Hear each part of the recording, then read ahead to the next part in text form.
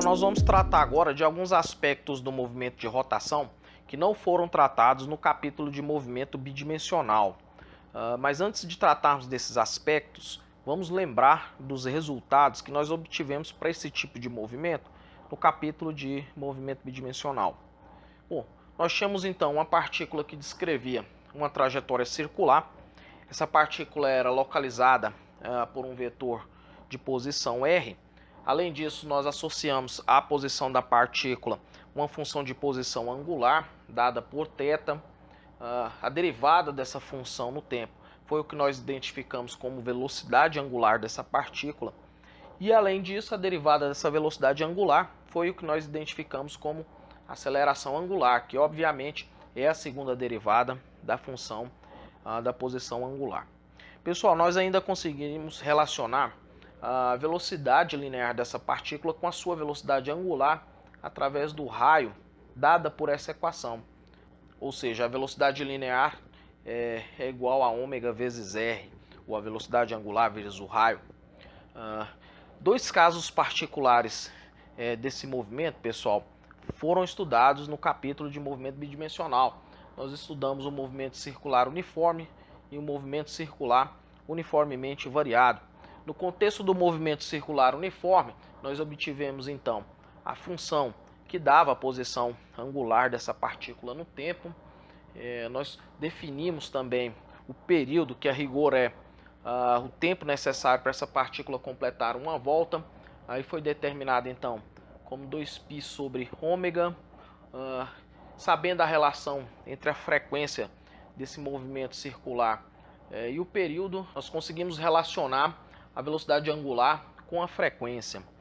No contexto do movimento circular uniformemente variado, ou seja, nesse tipo de movimento agora existe aceleração angular e mais, a aceleração angular é uma aceleração constante.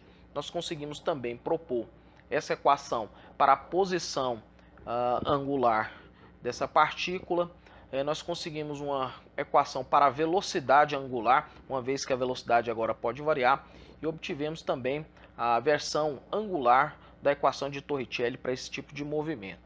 Pessoal, finalmente nós chegamos numa equação bastante geral para a aceleração dessa partícula. Nós conseguimos escrever essa aceleração em um sistema de coordenadas auxiliar que foi definido como r chapéu, a direção radial desse movimento, e θ chapéu, a direção tangencial.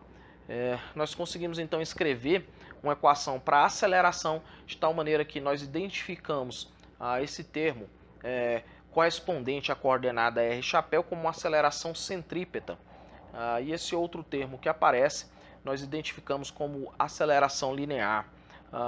Uma coisa que foi enfatizada quando nós demonstramos essa aceleração é que, mesmo no caso em que a aceleração angular seja igual a zero, ou seja, mesmo no caso em que esse termo é igual a zero, existirá sempre uma aceleração que nós chamamos de aceleração centrípeta nesse tipo de movimento. Ou seja, mesmo no caso em que você tem movimento circular uniforme, essa partícula ainda tem esse termo de aceleração, que é o que nós identificamos como aceleração centrípeta, que a rigor mesmo está associada com a força centrípeta, que em geral são as forças responsáveis por manter a partícula em movimento circular. Pessoal, uma pergunta que surgiria aqui agora seria: qual é a energia cinética associada com um objeto maciço que descreve um movimento de rotação em torno de um ponto fixo, exclusivamente rotação em torno desse ponto? Bom, a nossa proposta então é construir uma equação exatamente para esse contexto. No entanto, nós vamos partir de uma situação mais simples e posteriormente generalizar para esse caso de interesse. Bom, pessoal, vamos partir aqui de um sistema de partículas formado aqui por N partículas, e o meu sistema vai rotacionar em torno de um ponto fixo que eu estou identificando aqui por O. Eu vou considerar que o meu sistema é um sistema absolutamente rígido. Sistema rígido, então você deve entender esse sistema com as seguintes características: a distância de cada partícula para o ponto de giro é fixa. À medida que o sistema rotaciona em torno do ponto fixo, a distância de cada partícula em relação a esse ponto não muda. E além disso, a distância entre as partículas também não muda. Essas são então as características do meu sistema rígido. Bom, pessoal, claramente eu posso dizer aqui que o meu sistema possui uma partícula representante aí, que eu vou chamá-la de MI, de tal maneira que a energia cinética associada com essa partícula, que eu vou chamá-la de KI, é dada por MI VI ao quadrado sobre 2. Bom, caso eu queira então a energia cinética associada com a rotação de todo o sistema em torno desse ponto fixo, eu posso escrever então da seguinte maneira: vai ser a somatória em I de KI, que obviamente é MIVI ao quadrado, sobre 2. Bom, pessoal, eu posso claramente escrever aqui essa velocidade linear VI de cada partícula em termos da velocidade angular de rotação, de tal maneira que essa somatória fica escrita como MI, VI agora será ômega ao quadrado, RI ao quadrado, sobre 2. Bom, perceba que aqui não existe a necessidade do índice I para a velocidade angular de rotação de cada partícula, uma vez que o meu sistema é rígido e, portanto, cada partícula do meu sistema possui exatamente a mesma velocidade angular de rotação. Bom, nós podemos então colocar ômega em evidência nessa somatória, de tal maneira que nós temos K igual a ômega ao quadrado sobre 2, somatória em I de MI RI ao quadrado. Bom, pessoal, aqui nós chegamos numa expressão na qual nós definimos uma grandeza extremamente importante em física dentro desse contexto da energia cinética associada com um objeto que desenvolve movimento de rotação. Nós chamamos essa somatória de momento de inércia.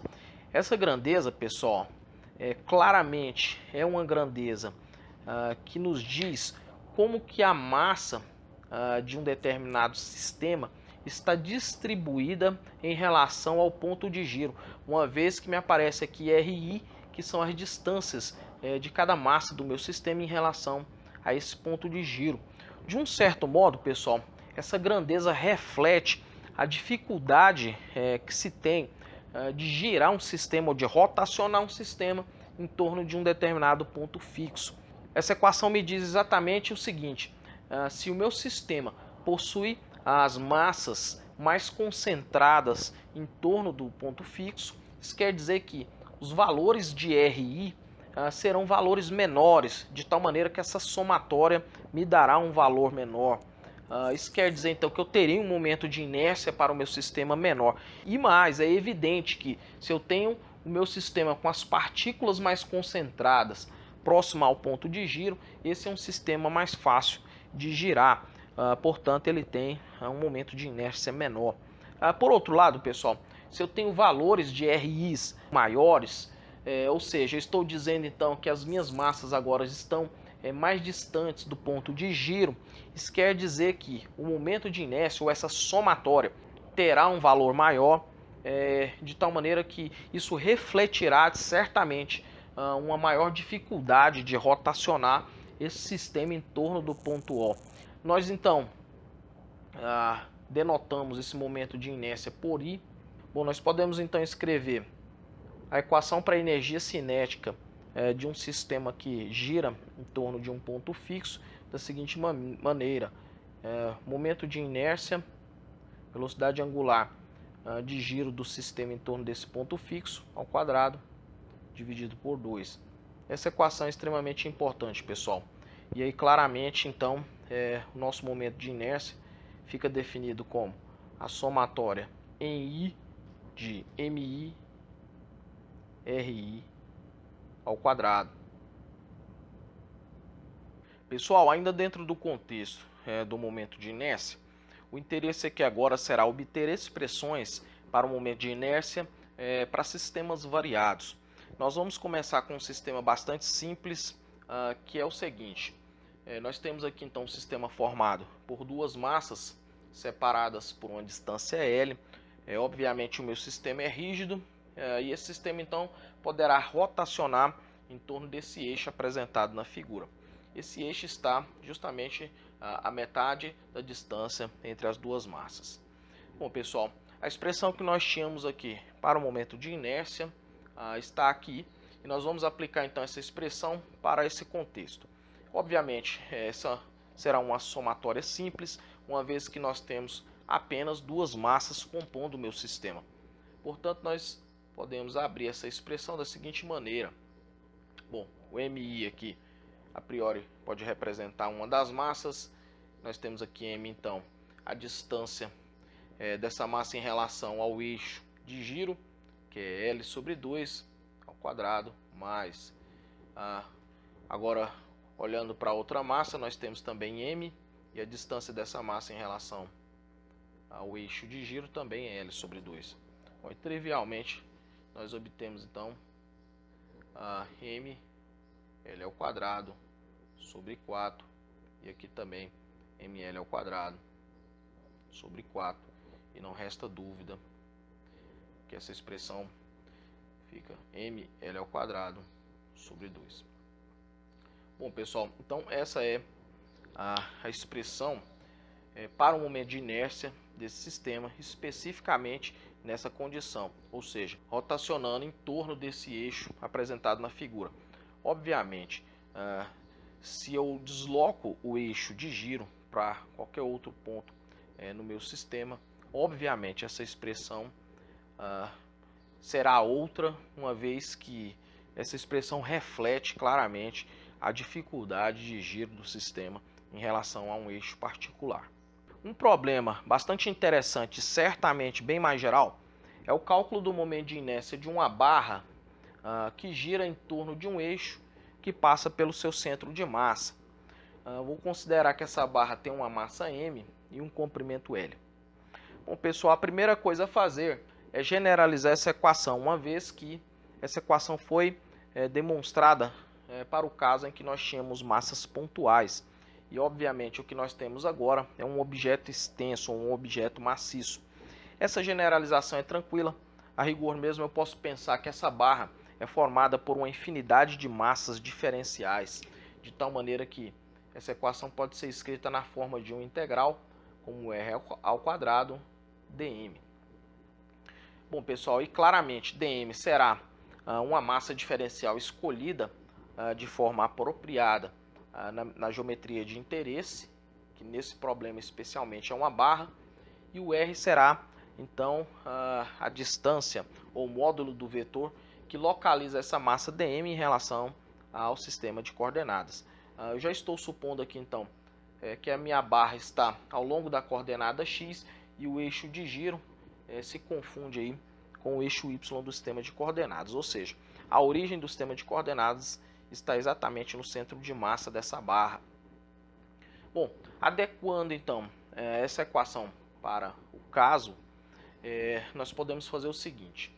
Nós escolhemos aqui ao longo dessa geometria uma massa representante que nós identificamos como dm, e obviamente essa massa está contida aí num comprimento dessa barra que nós vamos chamar de dl, que é obviamente um comprimento diferencial. Bom, pessoal, como eu disse, o r é a distância da origem em relação à massa dm representante aí que nós localizamos na nossa geometria. Não resta dúvida para vocês que, pelo fato dessa barra ter sido escolhida ao longo da coordenada x, a distância dessa massa dm em relação à origem pode ser identificada com uma distância x. Obviamente, essa distância x é variável, dependendo aí da escolha de dm. Nós podemos escrever então momento de inércia igual a integral r agora será x ao quadrado, e dm nós vamos copiá-lo por enquanto. Bom, essa ainda é uma integral típica da física. Nós precisamos fazer uma mudança de variável em dm de tal maneira que nós consigamos integrar em algum sistema de coordenada. E o que nós fazemos aqui, pessoal, nós utilizamos a ideia ou a definição de densidade de massa. Quando nós estivermos trabalhando com uma geometria no qual foi desprezada a sua área ou seu volume, nós podemos trabalhar com a densidade linear de massa. A rigor mesmo, o que nós fazemos é definir um lambda, que nós chamamos de densidade linear de massa, que é a massa dessa barra dividido pelo seu comprimento. Se essa barra possui uma massa distribuída uniformemente, ou seja, se não existe acúmulo de massa em algum ponto dessa barra, essa equação possui também uma versão diferencial, que pode ser escrita como dm sobre dl. Ou seja, a mesma densidade pode ser calculada com a massa contida num elemento diferencial de comprimento dl, desde que não exista acúmulo de massa em algum ponto. Bom, pessoal, eu uso essa equação então para fazer a mudança de variável adequada aqui no cálculo do momento de inércia. Então nós temos integral de x ao quadrado dm. dm agora será então lambda dl. Nós podemos retirar a lambda da integral, é certamente uma constante no meu problema. Nós temos integral de x ao quadrado dl. Aqui nós temos também um passo importante nessa conta. Nós escolhemos, pessoal, colocar essa barra com seu comprimento ao longo da coordenada x. Isso quer dizer que um comprimento diferencial dessa barra se confunde literalmente com um comprimento diferencial da coordenada x, ou com um trecho aí diferencial da coordenada x. Ou seja, nós podemos literalmente trocar dl nesse contexto por dx. E aí fica bastante claro como que nós realizaremos essa integral, ou em qual variável nós realizaremos essa integral. Bom, pessoal, precisamos também agora, nesse momento, definir os limites de integração, uma vez que ficou bastante claro qual será a variável de integração. E não resta dúvida aqui, para que eu consiga cobrir toda essa barra, varrer toda essa geometria com a infinidade de elementos diferenciais dm e comprimentos dl, nós temos que ir de uma extremidade até a outra. Se essa massa dm estiver na extremidade dessa barra, é certo que aqui o x corresponde a menos L sobre 2. E se nós temos essa massa dm na outra extremidade da barra, é certo que x aqui corresponde a L sobre 2. Portanto, para ir de uma extremidade a outra, os limites de integração correspondentes são menos L sobre 2 até L sobre 2. Bom, pessoal, fazendo então essa integral, nós temos... essa integral é trivial, é lambda x ao cubo sobre 3, e aqui os nossos limites da integração, menos L sobre 2 até L sobre 2. Nós podemos ainda escrever isso aqui como lambda sobre 3, e aqui nós temos então L ao cubo sobre 8, mais L ao cubo sobre 8. Bom, prosseguindo então com a conta, nós temos lambda sobre 3, aqui nós teremos L ao cubo sobre 4. Nós podemos ainda usar a definição de lambda novamente para ficar escrito em termos dos parâmetros dados inicialmente no problema. Lambda agora então é m sobre L, e aqui nós temos L ao cubo sobre 12. Bom, pessoal, podemos cortar L com L aqui, e finalmente nós obtemos aqui que o momento de inércia dessa barra será dado por ml ao quadrado sobre 12. Essa então é a expressão que calcula o momento de inércia para essa barra, especificamente nesse contexto. Pessoal, para explorarmos o problema da barra de uma forma mais didática, vamos considerar agora que essa barra vai girar em torno de um eixo que agora passa pela sua extremidade. O problema anterior, a barra girava em torno de um eixo que passava pelo seu centro de massa. Obviamente, a equação que calcula o momento de inércia nessa condição é para ser diferente da equação que obtivemos no problema anterior, uma vez que agora é certo que nós temos uma dificuldade diferente de rotacionar essa barra em torno daquele eixo. Bom, mas a barra continua ainda tendo os mesmos parâmetros, é exatamente a mesma barra. A única diferença é que essa barra agora vai girar em torno de um eixo que passa pela sua extremidade. Bom, está definido aí o meu sistema de coordenadas. O eixo de giro se confundirá com o eixo y e a barra novamente foi colocada ao longo da coordenada x. Bom, a equação que nós temos é a mesma, obviamente, e o protocolo de utilização é exatamente o mesmo. Nós identificamos na geometria uma massa dm, que corresponde a um comprimento dl. Essa massa dm possui uma distância x em relação à origem do sistema de coordenadas. E prosseguindo então com o cálculo do momento de inércia, nós temos aqui x ao quadrado dm. Novamente, viu, pessoal, nós fazemos a mesma mudança de variável. Nós assumimos aqui que existe uma densidade linear de massa que pode ser dada por dm dl, de tal maneira que dm vai ser escrito como lambda dl. E aí novamente dl se confunde com o trecho da coordenada x. Nós podemos literalmente trocar dl por dx, ou seja, a integral novamente será realizada na variável x. E aqui nós temos então lambda integral de x ao quadrado dx. No entanto, pessoal, existe agora uma diferença fundamental em relação ao problema anterior, uma vez que para eu varrer toda a geometria da barra escolhendo elementos de massas ao longo dessa geometria, para ir de uma extremidade à outra, é certo que o menor valor para x é x igual a zero, e o maior valor para x é x igual a L. Ou seja, a mudança que introduzimos no problema reflete aqui numa mudança dos limites de integração do meu problema. Bom, resolvendo então essa integral, nós temos lambda x ao cubo sobre 3, e aqui está os meus limites de integração. Bom, resolvendo isso, pessoal, claramente nós temos lambda L ao cubo sobre 3. Bom, nós podemos também aqui voltar com a definição de lambda, de tal maneira que o momento de inércia pode ser escrito como m sobre L. E aqui nós temos L ao cubo sobre 3. Cortamos aqui L com L. E finalmente nós obtemos I igual a ml ao quadrado sobre 3. Bom, pessoal, essa é a expressão que nós obtemos para o momento de inércia da mesma barra, no entanto girando agora em torno de um eixo que está passando aí pela sua extremidade. Bom, nós tínhamos a seguinte expressão. Tínhamos I, essa era em relação ao centro de massa, ml ao quadrado sobre 12. Bom, pessoal, existe uma diferença bastante interessante aqui em relação a essas duas equações.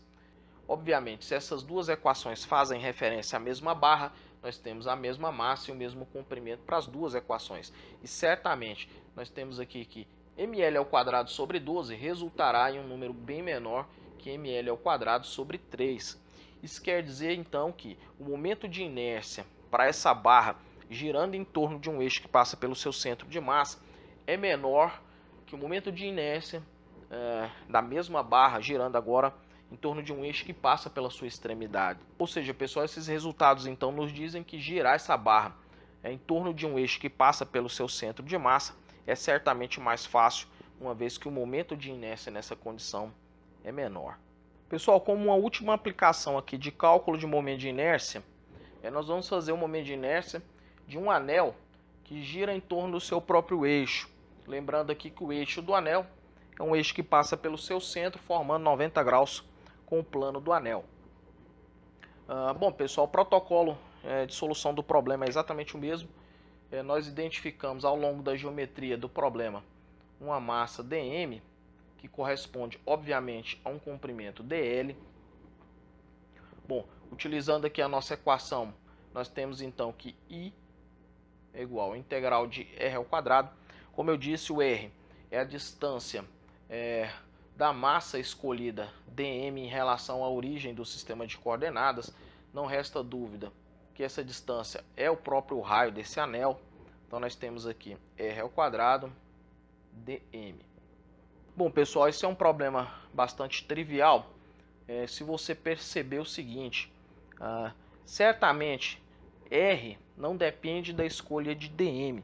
Isso quer dizer que para qualquer dm que for escolhido ao longo da geometria desse anel, o r é exatamente o mesmo. uma vez que ele representa o raio. Isso quer dizer que R não depende da escolha de dm, e ele pode, portanto, sair da integral. E nós temos, então, r² integral de dm. Bom, pessoal, fica claro aí para vocês que se eu somar todos esses elementos de massa dm ao longo de toda a geometria, é certo que essa integral aqui é para me dar a massa total desse anel. Ou seja, nós conhecemos o resultado dessa integral, que é a massa total do nosso anel. De tal maneira que, trivialmente, esse problema nos dá a seguinte solução: r² vezes m. E aqui, então, nós temos a expressão que calcula o momento de inércia de um anel exclusivamente nessa condição.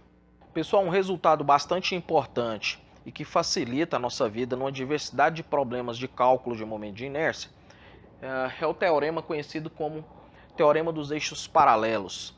Inicialmente eu vou apenas apresentar esse teorema, vou mostrar o contexto aqui do teorema e vou aplicá-lo a um problema que nós já resolvemos.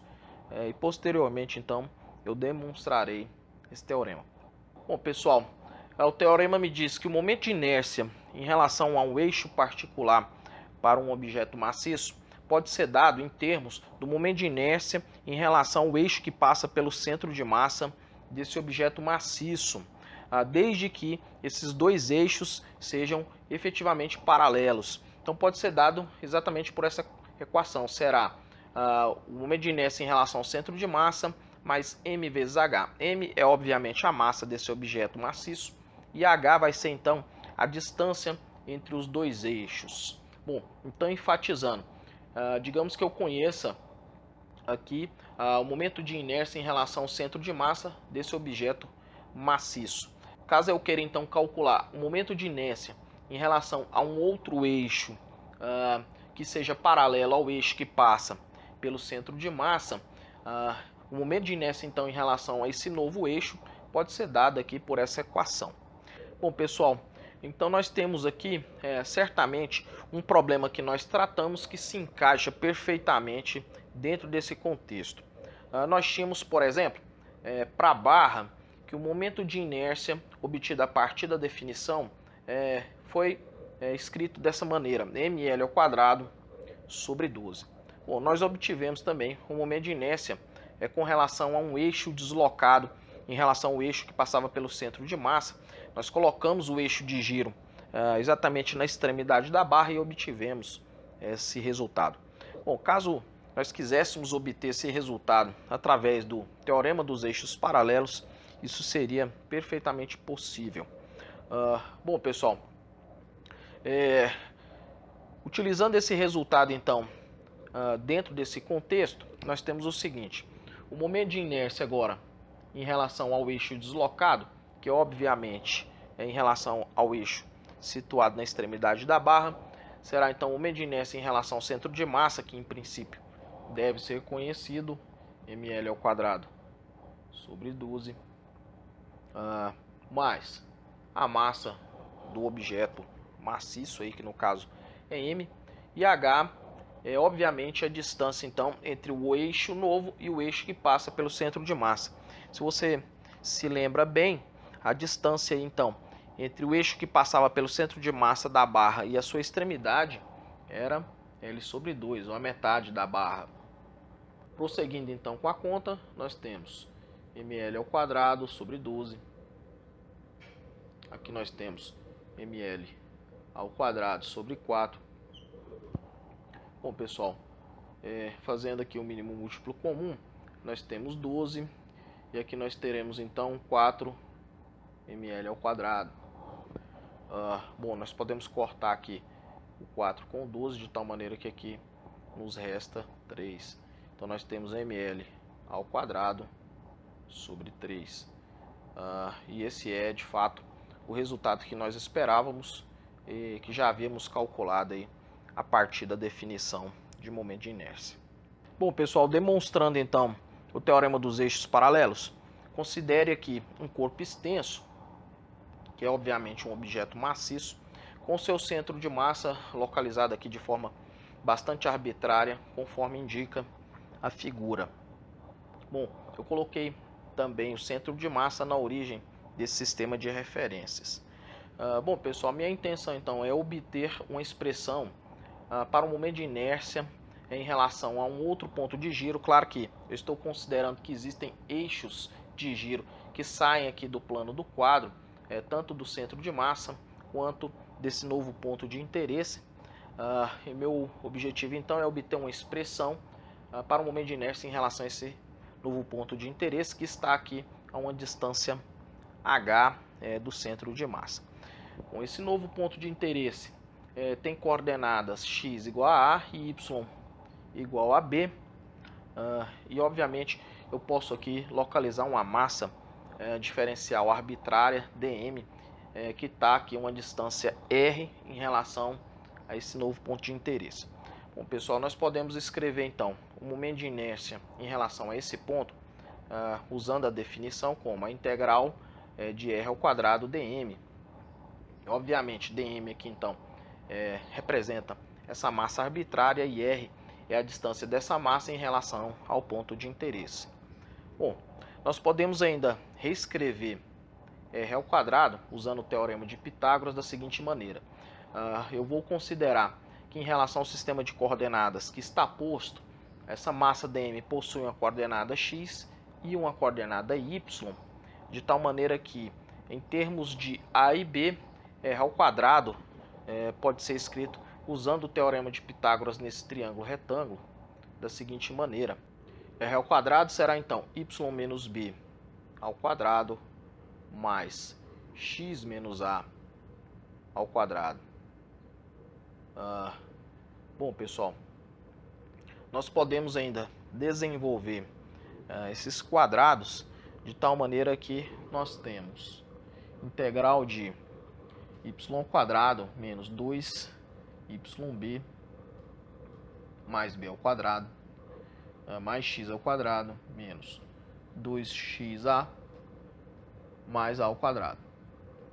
Bom, nós podemos ainda, pessoal, reagrupar os termos nessa integral da seguinte maneira. Nós podemos colocar aqui integral de y ao quadrado usando esse termo e esse mais x ao quadrado dm. Nós teremos ainda uma integral referente a esse termo, menos 2b integral de y dm,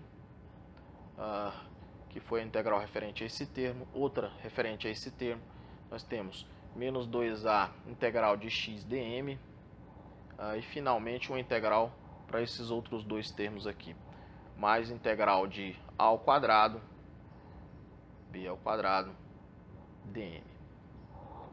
Bom, pessoal, nós podemos dar significado para cada um desses termos de modo bastante simples. Bom, essa primeira integral aqui, essa integral é efetivamente o momento de inércia em relação ao centro de massa, uma vez que me aparece aqui então y ao quadrado e x ao quadrado, que faz referência então à distância ao quadrado da massa dm em relação ao centro de massa. Ou seja, nós podemos então denotar essa integral por momento de inércia em relação ao centro de massa. Bom, pessoal, se vocês se lembrarem, essas daqui então são as definições do centro de massa do meu sistema.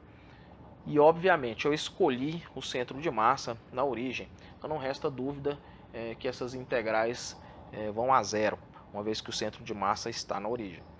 E finalmente nós temos aqui o último termo, que me aparece aqui a ao quadrado mais b ao quadrado, que é certamente a distância h ao quadrado, olhando para esse triângulo retângulo aqui agora, e nós podemos reescrevê-la ainda como h ao quadrado dm. Bom, pessoal, obviamente nós podemos aqui tirar h ao quadrado dessa integral, de tal maneira que nós temos h ao quadrado integral de dm, e certamente essa integral de dm é a massa total do corpo extenso.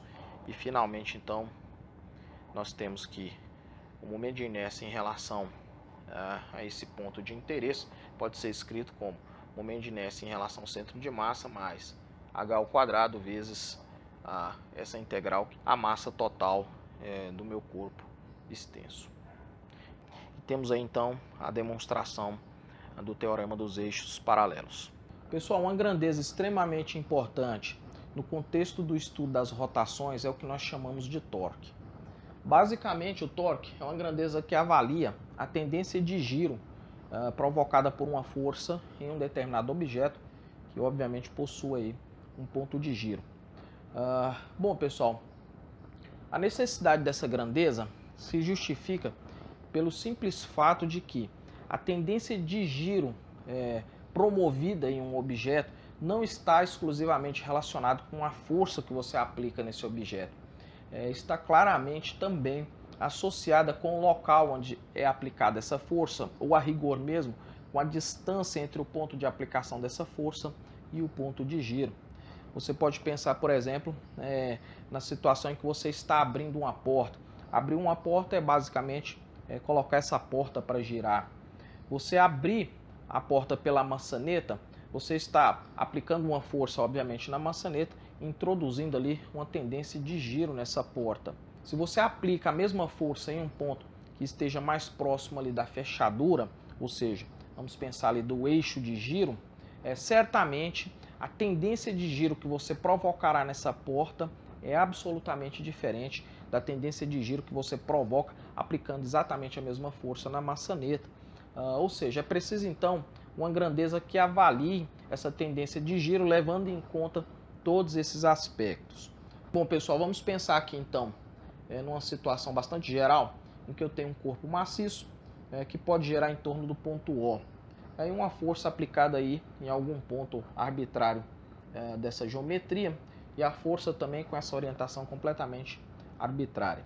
Bom, nós podemos localizar essa força com relação ao ponto de giro através de um vetor R e pensar na seguinte questão. Bom, nós podemos decompor essa força na mesma orientação do vetor R, e eu vou chamar essa componente de F paralela, obviamente paralela ao vetor posição. E também nós podemos decompor essa força na orientação perpendicular ao vetor posição. A rigor, pessoal, nós dizemos que essa força então é representada aqui pelas suas componentes. E obviamente a componente paralela ao vetor posição certamente não provoca absolutamente nenhuma tendência de giro nesse objeto. Ou seja, nós dizemos que essa força paralela ao vetor posição não provoca torque nesse objeto aí que agora pode girar. E claramente, pessoal, a componente responsável por promover o giro desse objeto maciço, ou a componente associada de fato com o torque, é essa projeção perpendicular ao vetor R. Bom, nós podemos definir então o torque como sendo essa componente perpendicular da força vezes a distância entre essa força e o ponto de giro, que é obviamente o módulo daquele vetor de posição. Bom, pessoal, em geral o que nós fazemos é escrever essas projeções em termos do módulo da força de fato que está sendo aplicada. Eu vou definir aqui um ângulo então, que é claramente o ângulo entre o vetor R e a força F que está sendo aplicada, e nós podemos escrever esse torque da seguinte maneira. Essa força perpendicular em termos do módulo da força F pode ser escrita como F seno de θ, e obviamente aqui vezes R. Esse R, pessoal, em geral também é conhecido como o braço da força.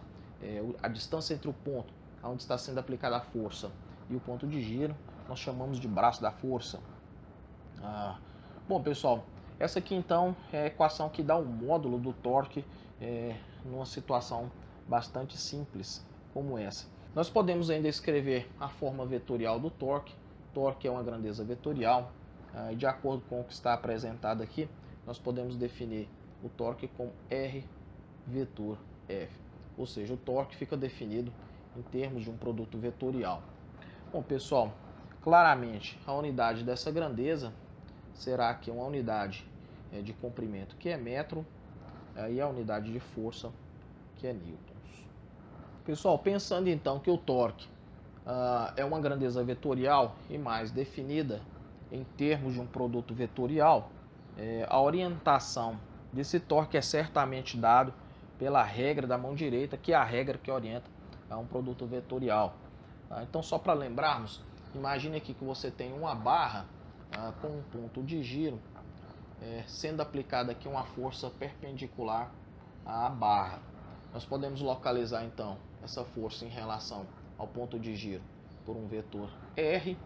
A equação que define o torque então me diz que o torque é dado por R vetor F, e nós sabemos então que para orientar esse torque nós colocamos os nossos 4 dedos na orientação do primeiro vetor, na orientação do vetor R, e fechamos então esse vetor na orientação do vetor F. Ou seja, pessoal, colocando aqui então os meus 4 dedos na orientação de R e fechando em F, o meu dedão orienta o torque.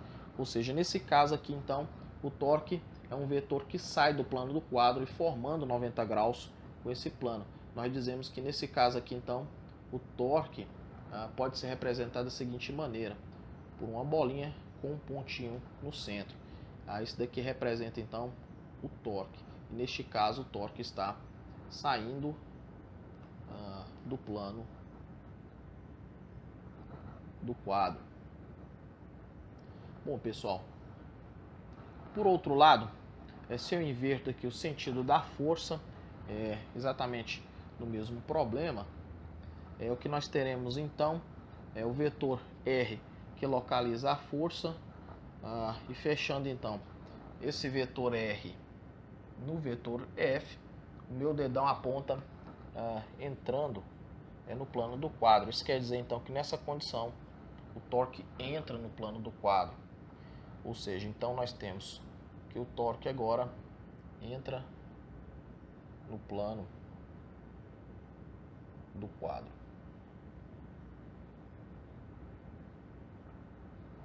Pessoal, de posse da definição do torque, nós podemos agora escrever uma versão para a segunda lei de Newton, associada com objetos que descrevem movimento de rotação.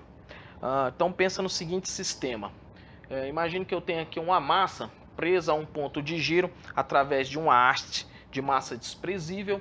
A massa M está submetida a uma força F, e obviamente aqui nós temos o vetor que localiza a massa M em relação ao ponto de giro. Bom, pessoal, como nós já sabemos, essa força possui aqui uma projeção na perpendicular a R, e é certamente essa projeção a responsável pelo torque do meu sistema, de tal maneira que o torque será escrito como a projeção da força na perpendicular vezes R.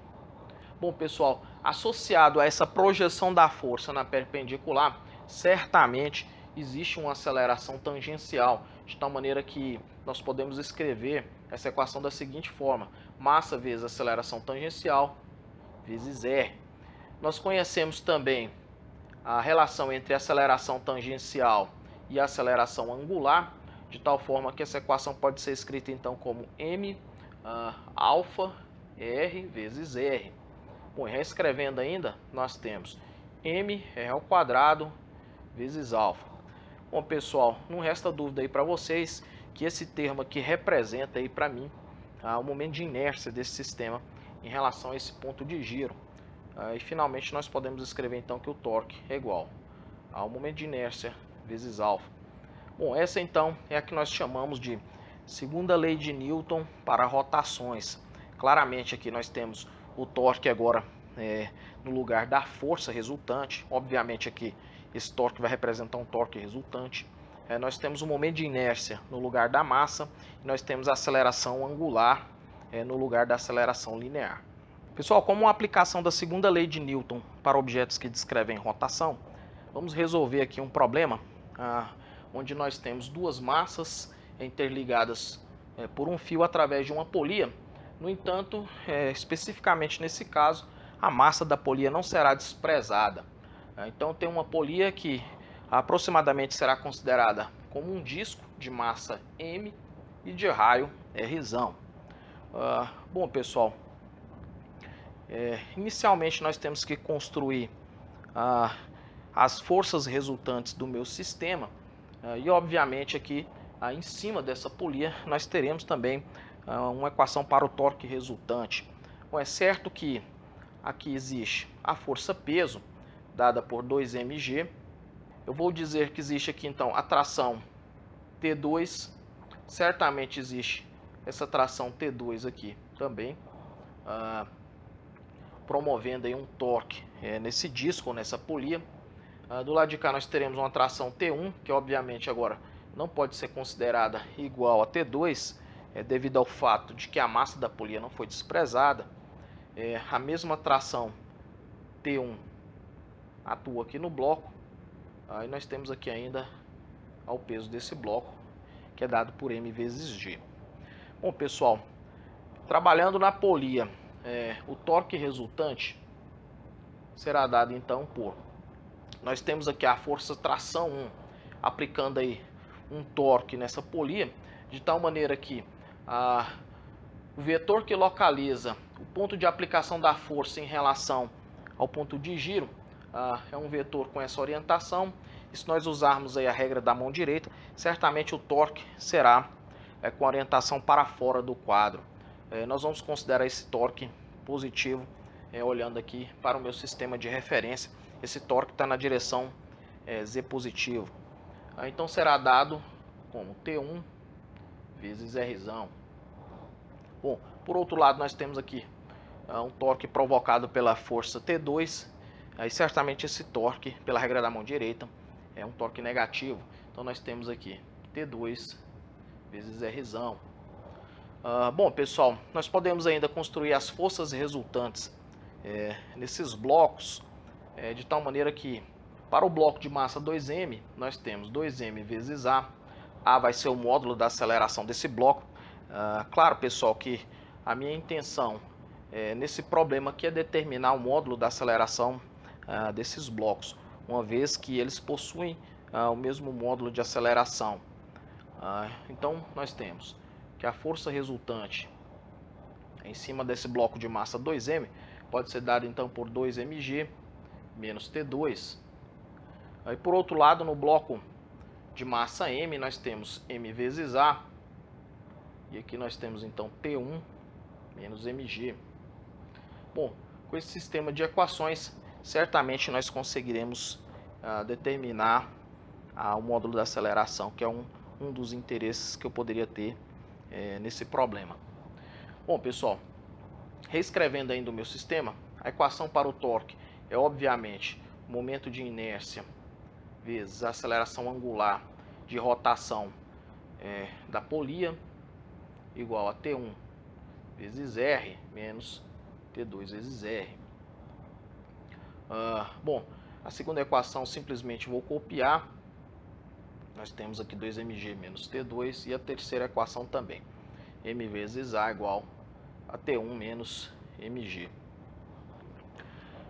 Pessoal, uma outra questão a ser levada em conta aqui.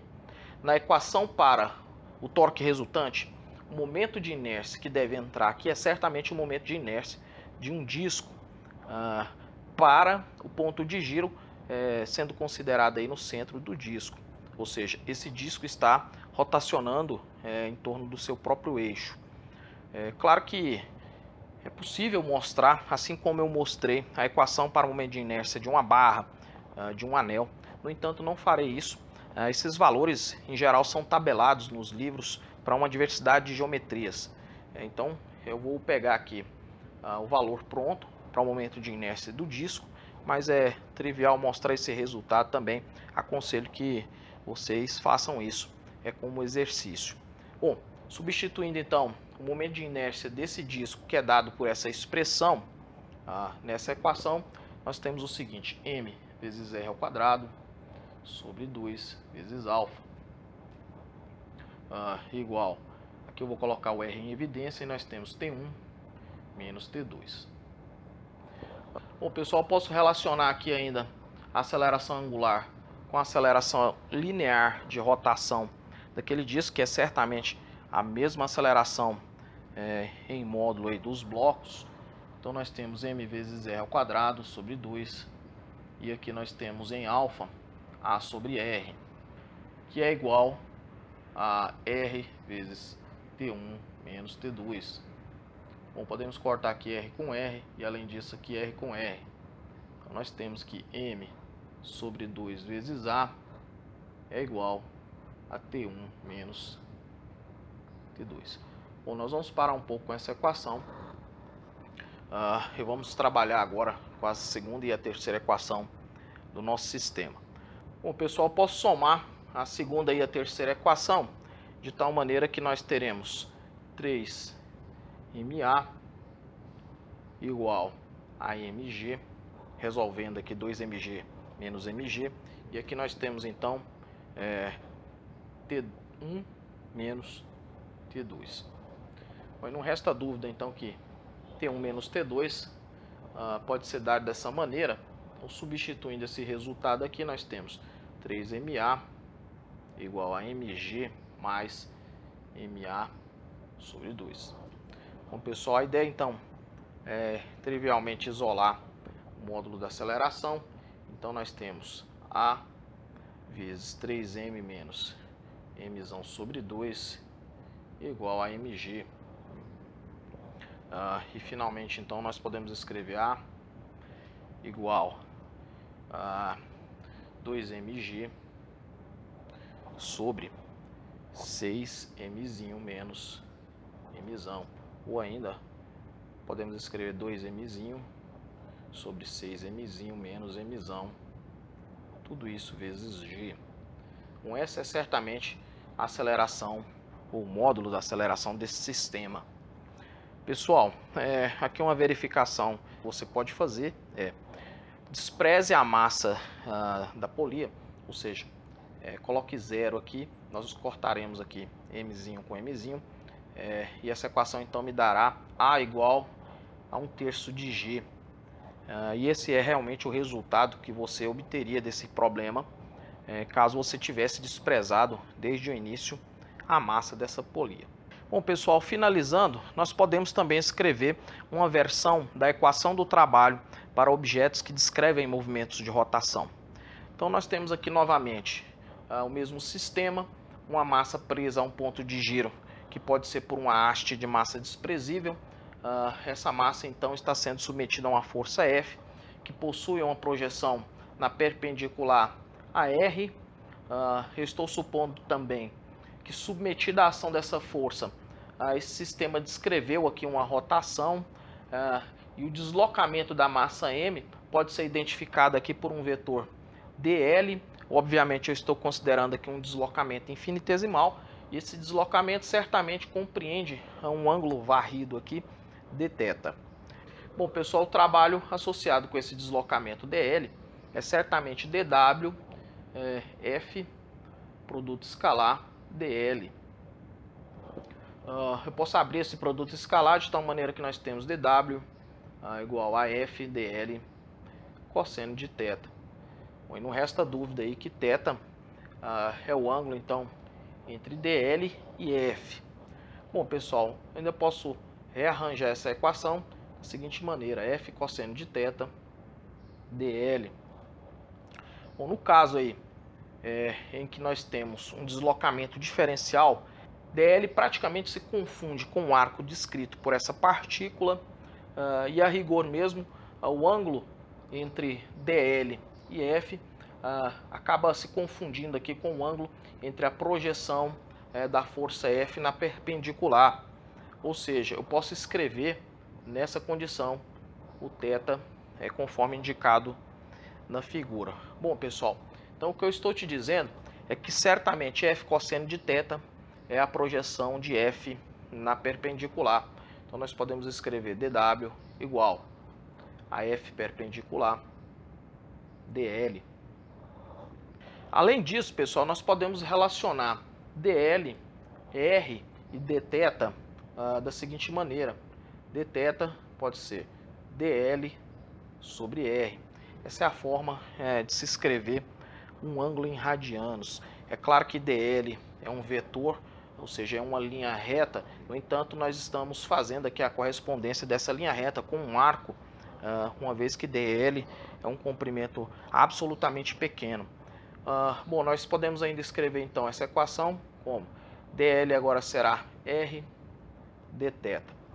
Bom, pessoal, não resta dúvida que a projeção perpendicular da força vezes R é o que nós estamos chamando de torque. Então nós temos dW igual a tal dθ. Ou ainda, caso eu queira o trabalho para um ângulo varrido correspondente a um determinado trecho, nós podemos integrar essa equação e obter o seguinte resultado.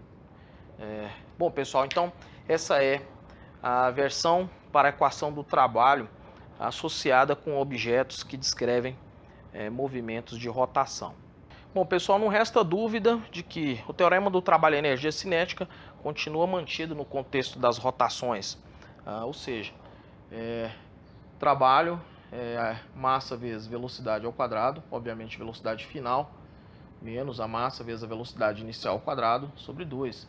Esse é o teorema do trabalho e energia cinética, que obviamente agora pode ser escrito para um objeto que descreve movimento de rotação.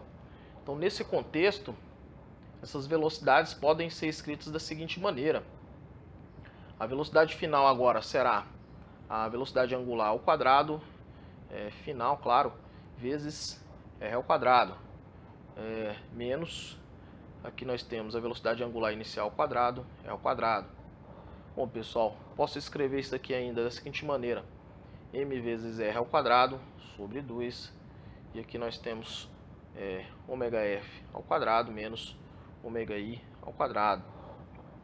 Não resta dúvida que m vezes r ao quadrado é o que nós definimos como momento de inércia, e aí nós temos então que I ωf ao quadrado sobre 2 menos I, momento de inércia, ωi ao quadrado sobre 2. Ou seja, nós temos também que para o caso de objetos que descrevem uma rotação, o teorema do trabalho e energia cinética continua mantido.